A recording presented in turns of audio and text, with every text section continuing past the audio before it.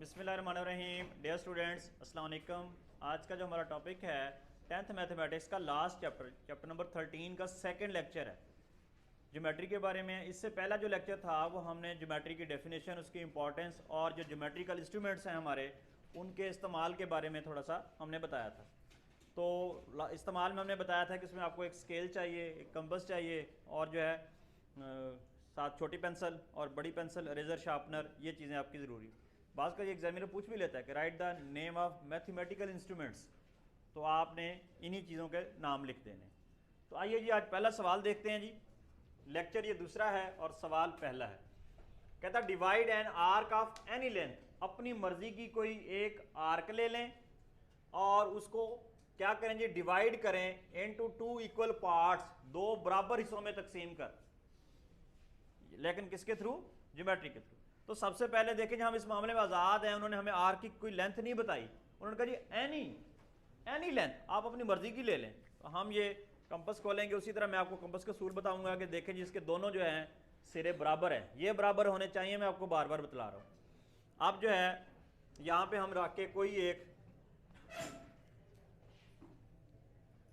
उसने अपनी मर्जी की कहा है, तो ला हम अपनी एक मर्जी की जो है यहाँ पर एक आर्क लगा लेते हैं जी। सपोज मैं यहाँ से स्टार्ट करता हूँ, ये देखें, ये हमने एक आर्क लगा ली। क्या लगा ली जी? अब स्केल लेकर इस आर्क के जो दोनों सिरे हैं उनको मिला दें। सपोज ये वाला है हमारे पास, एक सिरा है, एक ये, इन दोनों को आपस में मिला दें। ये देखें,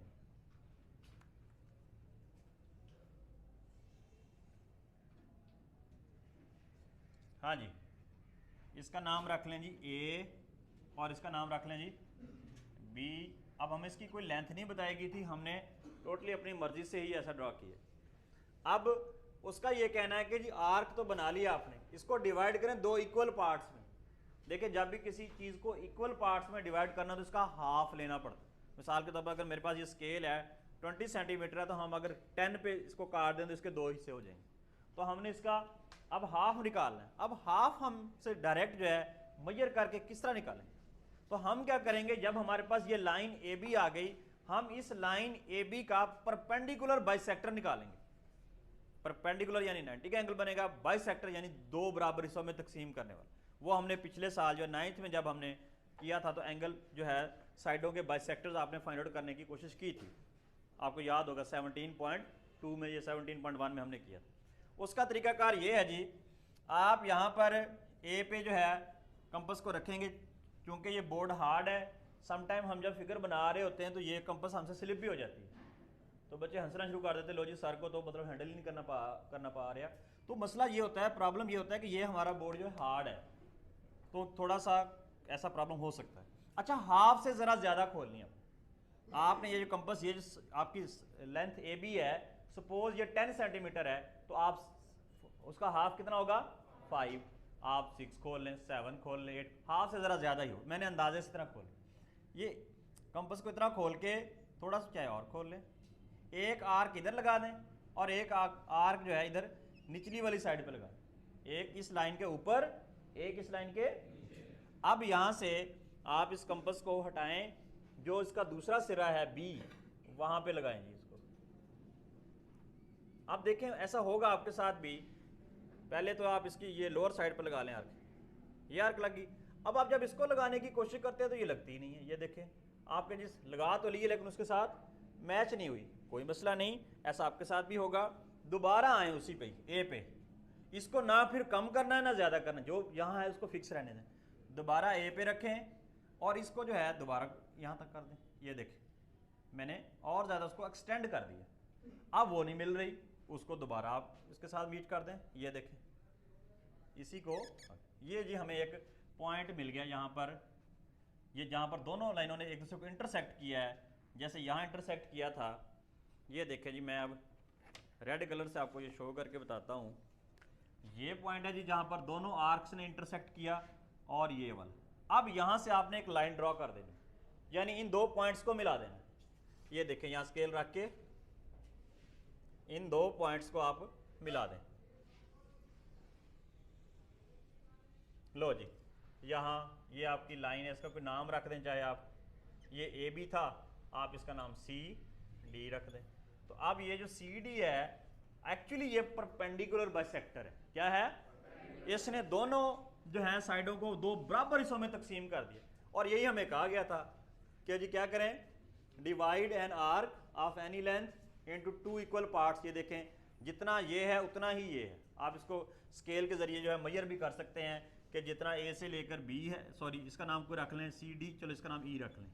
अब जितना ए से लेकर ई है उतना ही ई से लेकर बी तक होगा, ये इक्वल दो पार्ट्स में डिवाइड हो गया। ये छोटा सा एक शॉर्ट क्वेश्चन है जो पेपर में आ जाता है। आप आर्क बना ली, उसको दो बराबर हिस्सों में तकसीम कर लिया। अब इसके कंस्ट्रक्शन स्टेप कैसे लिख रहे हैं वो भी मैं तरीका बता देता हूँ। यहाँ हेडिंग दे दीजिए कंस्ट्रक्शन स्टेप्स।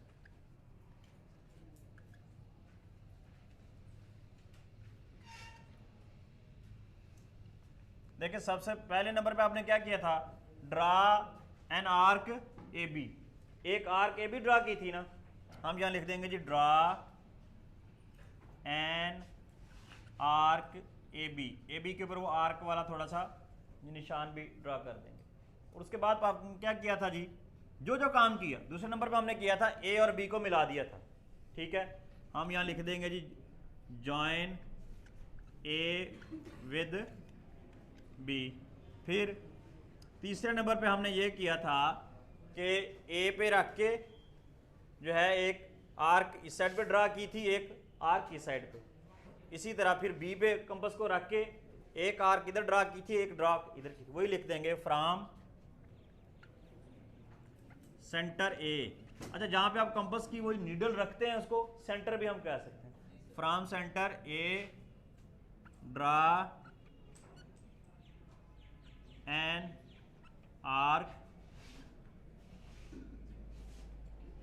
एंड इसी तरह from centre B draw an arc both arcs meet at, ये सी पे मिली वो डी पे, meet at C and D. चौथा नंबर क्या किया था जी, जब हमने ये सी और डी मिल गए थे जहां ये क्रॉस बना था, फिर हमने क्या किया, स्केल लेकर एक लाइन ड्रा कर दी। फिर हम लाइन एक्चुअली क्या थी, परपेंडिकुलर बाइसेक्टर। हम कहेंगे जी ड्रा परपेंडिकुलर बाइसेक्टर। बाइसेक्टर का नाम भी बता दें, क्या नाम है जिसका, सी डी। ठीक है जी, अब बस यही हमने काम किया इसमें। अच्छा, पांचवें नंबर पे लिख देंगे जी हैंस आर्क कौन सी थी जी, ए बी डिवाइड हो गई इनटू कितने पार्ट्स में जी, टू इक्वल पार्ट्स। ये है जी आपके कंस्ट्रक्शन स्टेप। जो किया वो साथ साथ लिख दें। इसको आप अपनी वर्डिंग में लिखेंगे, इसके लिए कोई आपको अलहदा सी जो है ना लैंग्वेज याद करने की जरूरत नहीं है। आर्क बना ली, उसको दो बराबर हिस्सों में तकसीम कर लिया। अब इसके कंस्ट्रक्शन स्टेप कैसे लिख रहे हैं वो भी मैं तरीका बता देता हूँ। यहाँ हेडिंग दे दीजिए कंस्ट्रक्शन स्टेप्स।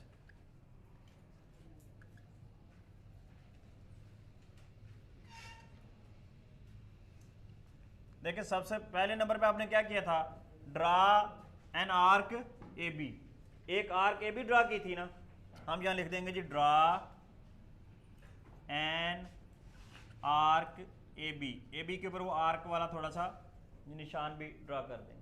और उसके बाद आपने क्या किया था जी, जो जो काम किया दूसरे नंबर पे हमने किया था, ए और बी को मिला दिया था। ठीक है, हम यहां लिख देंगे जी जॉइन ए विद बी। फिर तीसरे नंबर पे हमने ये किया था कि ए पे रख के जो है एक आर्क इस साइड पे ड्रा की थी, एक आर्क इस साइड पे। इसी तरह फिर बी पे कंपास को रख के एक आर्क इधर ड्रा की थी, एक ड्रा इधर की थी। वही लिख देंगे फ्रॉम सेंटर ए। अच्छा, जहां पे आप कंपास की वही नीडल रखते हैं उसको सेंटर भी हम कह सकते हैं। From centre A draw an arc and इसी तरह from centre B draw arc both arcs meet at, ये सी पे मिली वो डी पे, meet at C and D. चौथा नंबर क्या किया था जी, जब हमने ये सी और डी मिल गए थे जहां ये क्रॉस बना था, फिर हमने क्या किया, स्केल लेकर एक लाइन ड्रॉ कर दी। फिर हम लाइन एक्चुअली क्या थी, परपेंडिकुलर बाइसेक्टर, हम कहेंगे जी ड्रॉ परपेंडिकुलर बाइसेक्टर। बाइसेक्टर का नाम भी बता दें, क्या नाम है जिसका, सी डी। ठीक है जी, अब बस यही हमने काम किया इसमें। अच्छा, पांचवें नंबर पे लिख देंगे जी, हैंस आर्क कौन सी थी जी, ए बी डिवाइड हो गई इनटू कितने पार्ट्स में जी, 2 इक्वल पार्ट्स। ये है जी आपके कंस्ट्रक्शन स्टेप।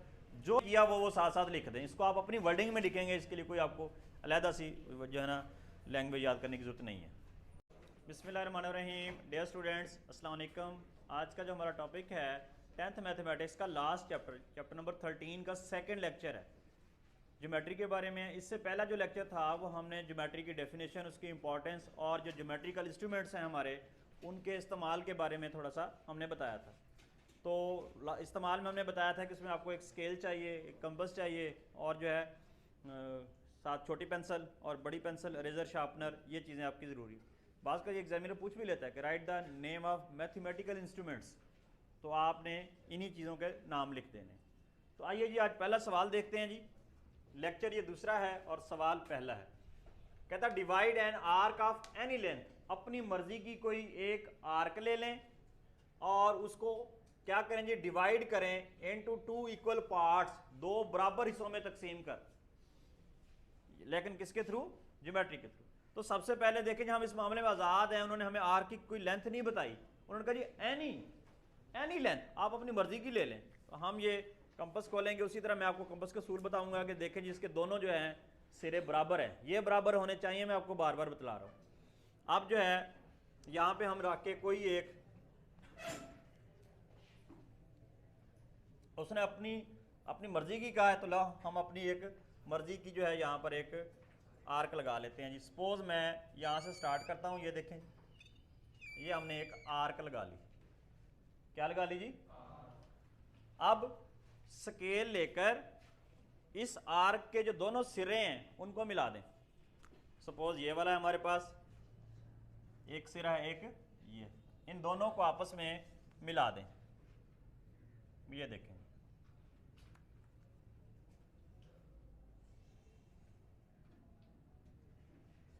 हाँ जी, इसका नाम रख लें जी ए और इसका नाम रख लें जी बी। अब हमें इसकी कोई लेंथ नहीं बताई गई थी, हमने टोटली अपनी मर्जी से ही ऐसा ड्रॉ किया।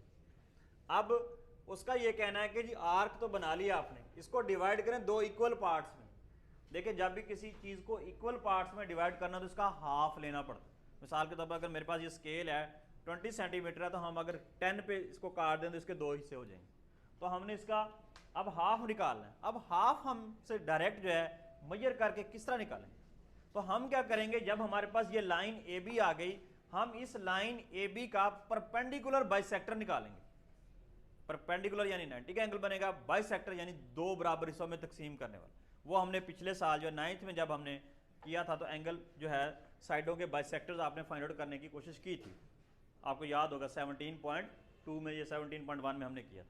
उसका तरीकाकार ये है जी, आप यहाँ पर ए पे जो है कंपस को रखेंगे, क्योंकि ये बोर्ड हार्ड है, समटाइम हम जब फिगर बना रहे होते हैं तो ये कंपस हमसे स्लिप भी हो जाती है, तो बच्चे हंसना शुरू कर देते, लो जी सर को तो मतलब हैंडल ही नहीं करना पा रहा।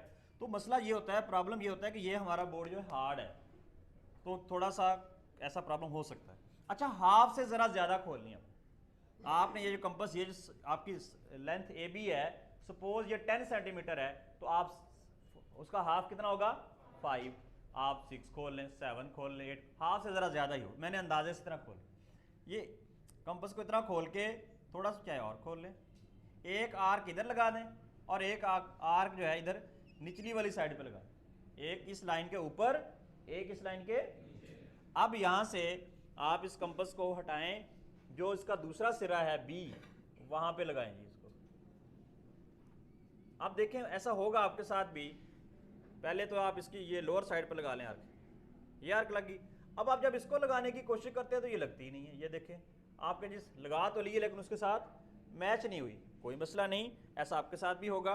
दोबारा आए उसी पे, ए पे, इसको ना फिर कम करना है ना ज़्यादा करना, जो यहाँ है उसको फिक्स रहने दें। दोबारा ए पे रखें और इसको जो है दोबारा यहाँ तक कर दें। ये देखें मैंने और ज़्यादा उसको एक्सटेंड कर दिया। अब वो नहीं मिल रही, उसको दोबारा आप इसके साथ मीट कर दें। ये देखें इसी को, ये जी हमें एक पॉइंट मिल गया यहाँ पर। ये जहाँ पर दोनों लाइनों ने एक दूसरे को इंटरसेक्ट किया है, जैसे यहाँ इंटरसेक्ट किया था। ये देखें जी, मैं अब रेड कलर से आपको ये शो करके बताता हूँ। ये पॉइंट है जी जहाँ पर दोनों आर्क्स ने इंटरसेक्ट किया, और ये वाला। अब यहाँ से आपने एक लाइन ड्रॉ कर देनी, यानी इन दो पॉइंट्स को मिला देना। ये देखें यहाँ स्केल रख के इन दो पॉइंट्स को आप मिला दें। लो जी, यहाँ ये आपकी लाइन है, इसका कोई नाम रख दें, चाहे आप ये ए बी था, आप इसका नाम सी डी रख दें। तो अब ये जो सी डी है एक्चुअली ये परपेंडिकुलर बाइसेक्टर है। क्या है? इसने दोनों जो है साइडों को दो बराबर हिस्सों में तकसीम कर दिया। और यही हमें कहा गया था कि जी क्या करें, divide an arc of any length into two equal parts. ये देखें जितना ये है उतना ही ये है। आप इसको स्केल के जरिए जो है मेजर भी कर सकते हैं कि जितना ए से लेकर बी है, सॉरी इसका नाम कोई रख लें सी डी, चलो इसका नाम ई रख लें।